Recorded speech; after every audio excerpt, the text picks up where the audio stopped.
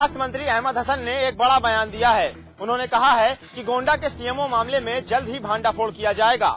हालांकि हसन ने इस मामले पर ज्यादा कुछ नहीं बताया। अरे वो ऊपर ने पूछा, वही तो मामला बिल्कुल उसी पर भांडाफोड़ कर देंगे। उसी तरह वो ऊपर ने पूछा, वही तो मामला बिल्कुल उसी पर भांडाफोड़ कर देंगे। उसी तरह यूपी पीसीएल के कर्मचारियों की हड़ताल को लेकर सूबे के स्वास्थ्य मंत्री अहमद हसन का कहना है कि कर्मचारियों के वेतन का भुगतान जल्द ही किया जाएगा। अहमद हसन ने कहा कि सरकार कर्मचारियों की समस्याओं को निपटाना चाहती है। सरकार ने इसके लिए 9 करोड़ रुपए की मदद भी की है। आपको बता दें कि यूपी पीसीएल के कर्मचारी वेतन की मांग को लेकर लंबे समय से हड़ताल पर हैं।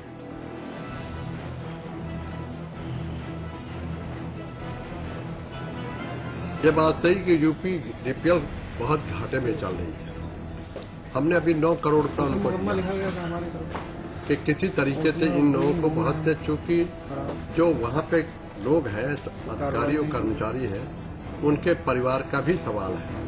उस कठिनाई को समझते हुए सरकार विचार कर रही है। उनकी तनख्वाहों के सिलसिले में जल्द ऐसा को फैसला कर देंगे जो उनकी इस दिक्कत को सरकार दूर करने का पूरा प्रयास करेगी और हम समझते हैं कि उसको कर भी दिया जाएगा। दिल्ली पुलिस की स्पेशल सेल के हाथ लगी है बड़ी कामयाबी और उन्हें मिला है अंतर्राष्ट्रीय आतंकवादी हसी मोहम्मद। ये वही दहशतगर्द है जो जैश ए मोहम्मद का फाउंडर मेंबर भी रहा है। सऊदी अरब पुलिस से प्रत्यार्पण संधि के तहत दिल्ली पुलिस की स्पेशल सेल के हत्थे चढ़ा आतंकवादी हसी मोहम्मद दिल्ली के जामा मस्जिद ब्लास्ट के साथ साथ कई आतंकवादी गतिविधियों में लिप्त माना जाता है। दरभंगा में पैदा हुआ ये आतंकवादी जैश ए मोहम्मद का फाउंडर मेंबर भी बताया जा रहा है। इस आतंकी की गिरफ्तारी के बाद उम्मीद जाहिर की जा रही है कि दिल्ली ब्लास्ट समेत कई आतंकवादी साजिशों की परतें खुल जाएंगी। फसी मोहम्मद की गिरफ्तारी को दिल्ली पुलिस भले ही अपनी कामयाबी माने, लेकिन इसकी गिरफ्तारी दिल्ली पुलिस नहीं सऊदी पुलिस के हाथों हुई है। हालांकि दिल्ली पुलिस का कामयाबी उस दिन सामने आ जाएगी जब जामा मस्जिद ब्लास्ट के साथ साथ कई आतंकवादी गतिविधियों की परत खोलने में दिल्ली पुलिस मोहम्मद के जरिए कामयाब हो जाए। चाहे कितनी फजीहत क्यों न हो, लेकिन प्रदेश के बयान बहादुर ऐसे हैं कि उनकी सेहत पर फर्क नहीं पड़ता। अब विवादित बयानबाजी का नाता जुड़ गया है बीएसपी से। मुजफ्फरनगर में बीएसपी सांसद राजपाल सैनी एक बार फिर विवादित बयानबाजी के चलते चर्चाओं में हैं। बसपा सांसद ने सैनी समाज की एक सभा को संबोधित करते हुए लोगों को लड़कियों को मोबाइल न देने की सीख दे डाली। का काम सुन रहा है भाई, मोबाइल क्यों ले फिर लड़की का कौन सा काम सुन रहा है? मोबाइल लिए फिर रही। ये मोबाइल जो है ये बहुत खराब कर रही। एक उम्र ऐसी आती है बच्चों की वो बहकते बिल्कुल ना दो मोबाइल। राष्ट्रीय महिला आयोग की अध्यक्ष ममता शर्मा का कहना है कि जहां एक ओर हम लड़के और लड़कियों के साथ चलने की बात करते हैं, वहीं दूसरी ओर इस तरह का बयान अशोभनीय है। हम एक तरफ तो महिलाओं के सशक्तिकरण की बात करते हैं कि महिलाओं को भी समकक्ष लड़कों के लाके खड़ा किया जाए, और दूसरी तरफ हम ऐसी बात करते हैं, मैं सोचती हूँ कि बहुत ही गलत उनका जो बयान आया वो बहुत गलत है। और इस तरह का डिस्क्रिमिनेशन जो है वो आज के जमाने में नहीं हो सकता।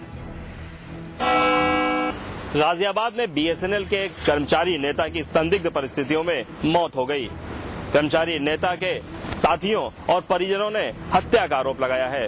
पुलिस मामले की जांच कर रही है। बीएसएनएल एम्प्लॉइज यूनियन के जिला सचिव सुकेंद्र पाल अपने जीएम आदेश कुमार से मिलने आज उनके दफ्तर गए थे। किसी मुद्दे पर इन दोनों के बीच जमकर कहासुनी हुई, जिसके बाद नौबत हाथापाई तक पहुंच गई। इसी के फौरन बाद सुकेंद्र पाल की हालत बिगड़ गई। इलाज के लिए उन्हें फौरन अस्पताल में भर्ती कराया गया, जहां सुकेंद्र की मौत हो गई। मृतक के परिजनों ने जीएम पर हत्या का आरोप लगाया है। पुलिस मामले की जांच कर रही है।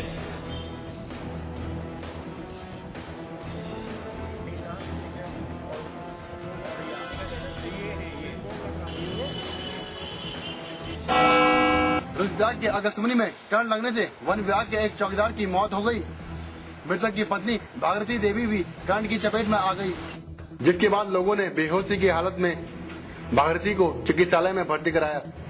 दरअसल वन विभाग के चौकीदार दिनेश प्रसाद गेस्ट हाउस के पीछे पानी की लाइन चेक करने के लिए गए थे। पाइप छूते ही 11 केवी की हाई टेंशन लाइन की चपेट में आ गया, जिसके बाद मौके पर ही दिनेश की मौत हो गई। काफी देर तक न लौटने के बाद दिनेश की पत्नी भागीरथी जब मौके पर गई तो अपने पति को लाइन से छुड़ाने के चक्कर में वह भी लाइन की चपेट में आ गई और बेहोश हो गई। बड़े अधिकारी होंगे आप, करंट लगा तो आपने किसी हाल लगाया उस पर? आप समझे नहीं, किसी की दुनिया उजड़ गई, कोई गरीब आदमी अपने बच्चे पाल रहा है, यहाँ पे किस तरह से पाल रहा है? बिजली विभाग वालों के खिलाफ FIR दर्ज करानी पड़ेगी। ये लोग की बहुत लापरवाही है। यहाँ तमाम घास काटने वाले आते रहते हैं। अगर किसी घास काटने वाले के साथ दुर्घटना घटती तो बहुत बड़ी भीषण दुर्घटना हो जाती है।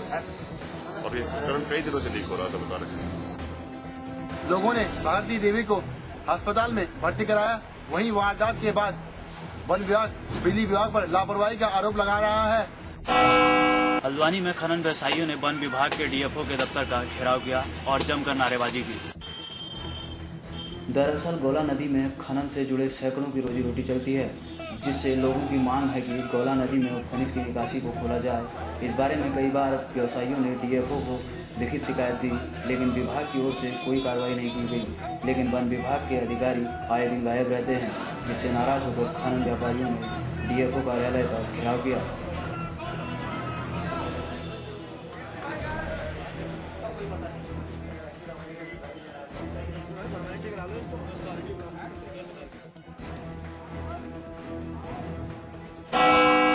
झांसी में इन दिनों RTO विभाग की तरफ से वाहन मालिकों से जबरदस्त वसूली की जा रही है। ये वसूली वाहन पास पर्चियों के नाम से की जा रही है। शहर में आने और यहां से जाने वाले तमाम व्यावसायिक वाहनों को इस एंट्री पास के जरिए उनसे मनमाने दाम वसूले जा रहे हैं। गाड़ी के अंडरलोड होने के बावजूद उन्हें एंट्री पास लेना पड़ता है और इस दाम को चुकाना पड़ रहा है। हर तरह की गाड़ी के लिए एंट्री फीस तय की गई है। इस एंट्री पास को पूरे 1 महीने के लिए जारी किया जाता है। इस एंट्री पास के खेल में कई दलाल भी शामिल हैं, जो इस गाड़ी का एंट्री पास लेने से इनकार कर देते हैं। उन्हें जबरन किसी न किसी बहाने पैसे वसूले जाते हैं।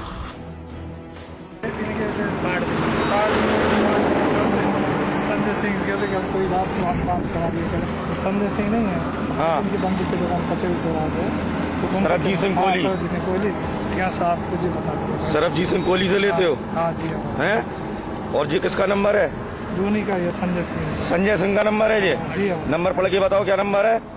94 15 700 124 94 15 700 124। इस गोरख धंधे के जरिए हर साल राजस्व को करोड़ों रुपए का नुकसान हो रहा है।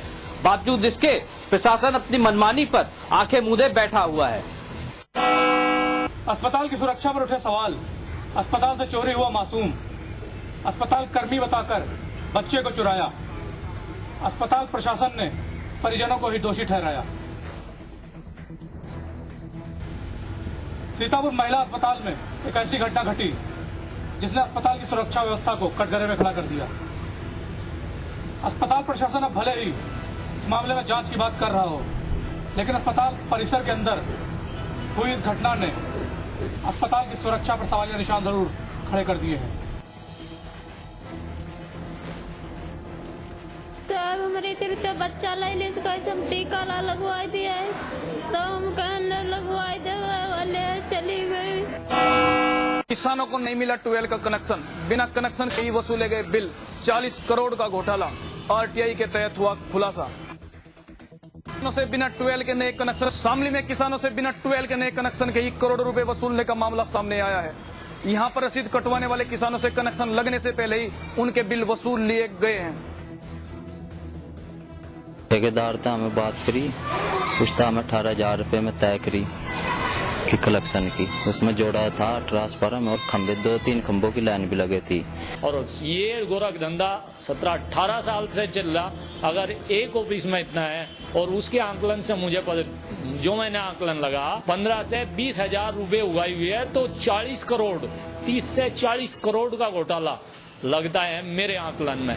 ये हकीकत शामली में ही 40 करोड़ का घोटाला सामने आ गया, तो अगर पूरे सूबे की जांच कराई जाए तो यकीनन ये आंकड़े कुछ और बड़े हो सकते हैं। संत कबीर नगर में लोगों ने नेशनल हाईवे नंबर 28 को जाम कर दिया। प्रदर्शनकारियों ने जमकर नारेबाजी की। सूचना मिलने पर मौके पर पहुंची पुलिस ने प्रदर्शन कर रहे लोगों पर लाठियां भांजी। दरअसल अंबेडकर की मूर्ति को कुछ अराजक तत्वों ने तोड़ दिया था, जिसको लेकर ग्रामीणों ने नेशनल हाईवे नंबर को जाम कर विरोध प्रदर्शन किया। अंबेडकर की प्रतिमा स्थल पर पहुंचकर पुलिस ने मौके का जायजा लिया और लोगों से पूछताछ की।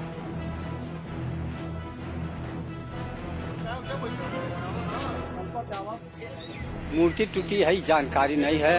रात में टूटी है, पता नहीं कब टूटी है, कै बजे रात में टूटी है, ये नहीं जानकारी। लेकिन अंबेडकर की प्रतिमा किसने तोड़ी है अभी तक पता नहीं चल पाया है।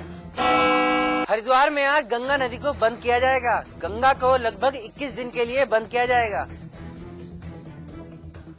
गंगा की सफाई के लिए गंगा की धारा को बंद किया जा रहा है। वहीं नोएडा में भी गंगा नहर को आधी रात से बंद कर दिया जाएगा। हालांकि नोएडा को ट्यूबवेल से पानी की आपूर्ति जारी रहेगी। दरअसल हर साल दशहरा और दिवाली के मौके पर गंगा नहर की सफाई की जाती है। गंगा नहर की सफाई पूरा करने के बाद 12 नवंबर को गंगा नहर में पानी छोड़ा जाएगा। सिंचाई विभाग के अधिकारियों के मुताबिक आधी रात से गंगा नहर को हरिद्वार में बंद कर दिया जाएगा।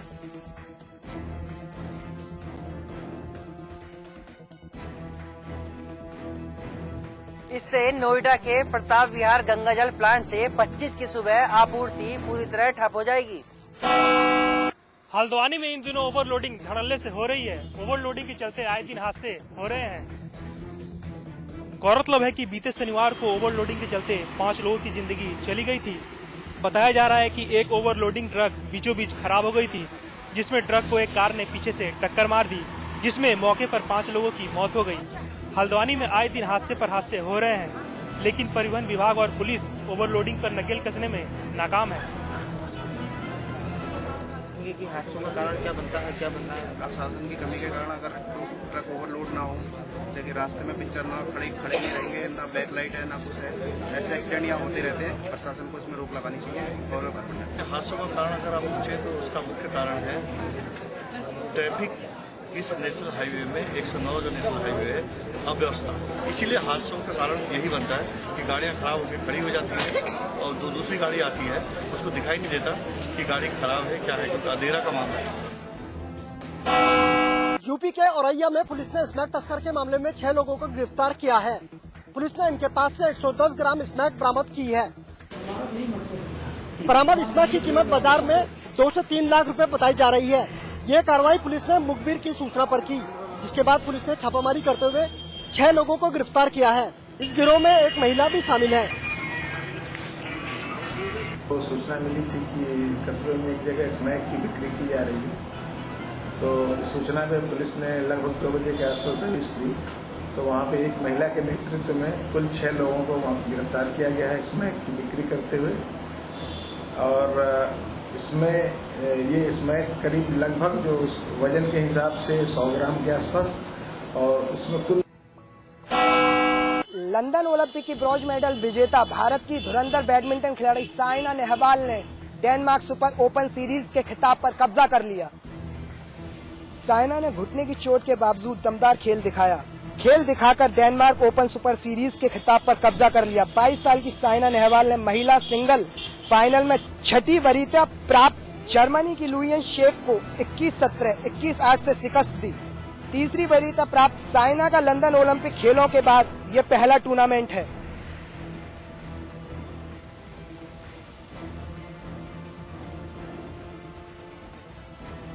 साइना नेहवाल का इस साल का 4था खिताब है और इसी जीत के साथ साइना नेहवाल ने दूसरी बार सुपर सीरीज पर कब्जा कर लिया। चैंपियंस लीग में मस्त टीम इंडिया के दिग्गज बल्लेबाज अगले महीने इंग्लैंड के खिलाफ होने वाली टेस्ट सीरीज से पहले रनों के लिए तरस रहे हैं। 15 नवंबर से इंग्लैंड की टीम भारत दौरे पर आ रही है। भारत को पिछले साल इंग्लैंड दौरे में चारों टेस्ट मैचों में करारी हार का सामना करना पड़ा था और अब टीम इंडिया के पास मौका है 15 नवंबर से शुरू होने वाली 4 मैचों की घरेलू सीरीज में उसका बदला लेने का। इस सीरीज से पहले टीम इंडिया के बल्लेबाजों का फॉर्म टीम के लिए चिंता का विषय है। वीरेंद्र सहवाग और गौतम गंभीर की सलामी जोड़ी रनों के लिए तरस रही है। सचिन तेंदुलकर भी लंबी पारियां नहीं खेल पा रहे हैं। सुरेश रैना और कप्तान महेंद्र सिंह धोनी का भी यही हाल है। न्यूजीलैंड के खिलाफ बेंगलुरु में आखिरी टेस्ट मैच में खेलने वाले बाकी बल्लेबाजों में चेतेश्वर पुजारा और विराट कोहली ही ऐसे 2 खिलाड़ी